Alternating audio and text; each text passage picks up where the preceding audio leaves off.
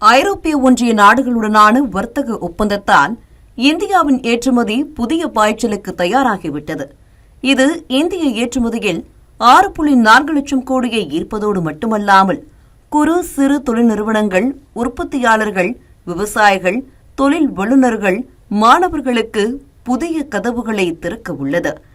இரு நாடுகளுக்கு இடையேயான ஒப்பந்தம் 9425 வரிகளை நீக்கி சந்தை அணுகலை மேம்படுத்துகிறது. இதன் மூலம் ஜவுளி, ஆடை, தோல், ரத்தினங்கள், நகைகள், கைவினைப் பொருட்கள், தேயிலை, மசாலா பொருட்கள், விவசாய பொருட்கள், கடல் பொருட்கள், பொறியியல், மின்னணுவியல், தொழில்நுட்ப உற்பத்தி ஏற்றுமதி உட்பட தொழிலாளர் மிகுந்த துறைகளுக்கான வாய்ப்புகளை விரிவுபடுத்த உள்ளது.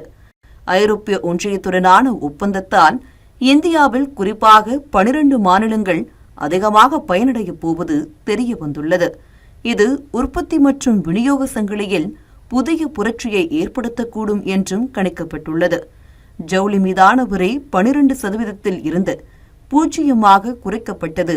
மகாராஷ்டிரா மாநிலத்தில் இச்சல் கரஞ்சியில் ஆடை உற்பத்தியையும் புனேவில் மின்னணு மற்றும் மருந்து உற்பத்தியும் ஊக்குவிக்கும்.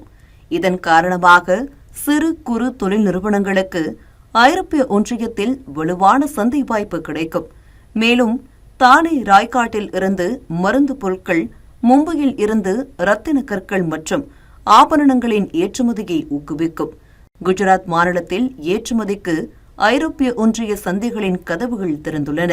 ஜவுளி, வைரம் மற்றும் நகைகள் ஏற்றுமதி மூலம் சூரத்தும், ரசாயனங்கள் ஏற்றுமதி மூலம் பரூச், வதோதராவும், பொறியியல், மின்னணுவியல் ஏற்றுமதி மூலம் ராஜ்கோட் நகரும், கடல்சார் ஏற்றுமதி மூலம் வேராவல் நகரமும் பலனடையும் என்று பொருளாதார வல்லுநர்கள் கூறுகின்றனர்.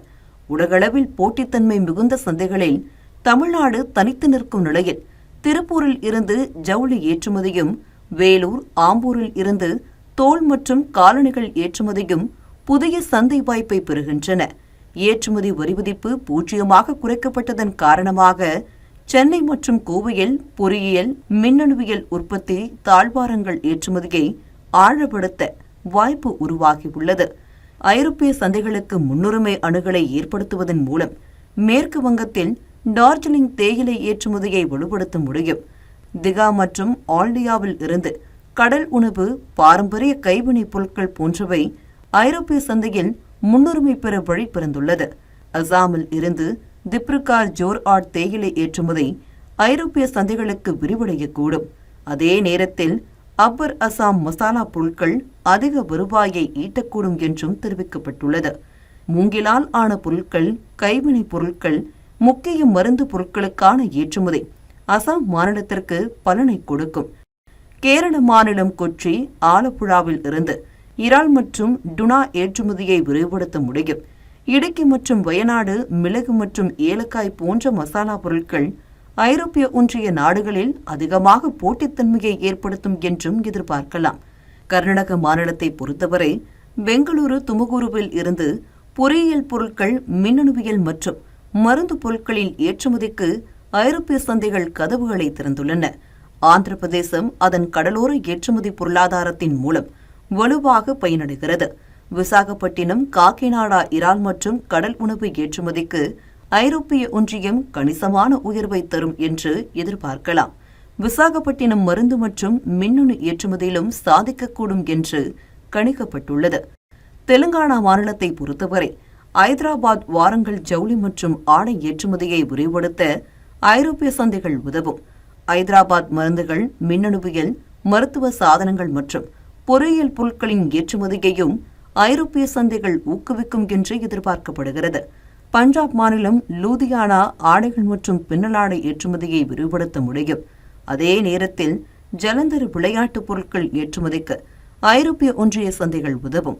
மண்டி கோவிந்த்கரின் லைட் இன்ஜினியரிங் யூனிட்களும் பயனடையும்.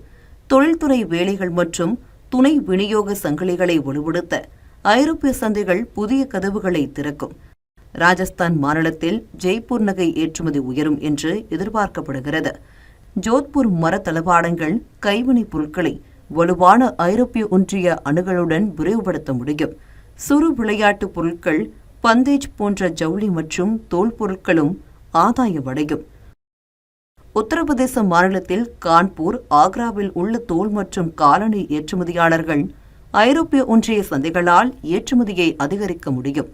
அதே நேரத்தில் சஹாரன்பூர் தளபாடங்கள், கைவினைப் பொருட்கள், நொய்டாவின் மின்னணு உற்பத்தி, மேற்கு உத்தரப்பிரதேசத்தில் விவசாய பொருட்கள் ஏற்றுமதியை ஐரோப்பிய சந்தைகள் வலுப்படுத்தக்கூடும் என்று எதிர்பார்க்கப்படுகிறது.